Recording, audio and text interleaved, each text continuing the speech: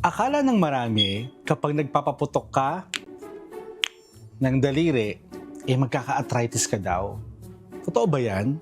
Halimbawa, nag-crack ka ng daliri at may narinig kang pop. Ano ba talagang tunog na yon? Hindi yun buto na nababali, hindi rin litid na napupunit. Ang tunog ay galing sa maliit na bula ng gas sa loob ng kasukasuan na mabilis na nagbabago habang inuunat o hinihila ang daliri. Ibig bang sabihin okay lang magpaputok ng daliri? Ayon sa mga pag-aaral, wala pang matibay na ebidensya na ang pagputok ng daliri ang direktang sanhi ng arthritis. Pero kung sobrang lakas o paulit-ulit mong pinipilit ang kasukasuan, maaari itong magdulot ng pananakit o pinsala sa mga tissue sa paligid. Sa madaling tandaan, ang pagputok ng daliri ay hindi pa napatunayang sanhi ng arthritis.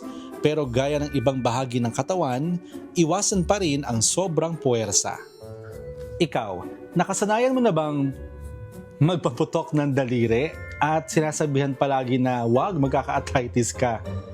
Sana po may natutuhan kayo at laging tatandaan, mapalad po ang tao na nakakasumpong ng karunungan at ang tao na nagtatamo ng kaunawaan.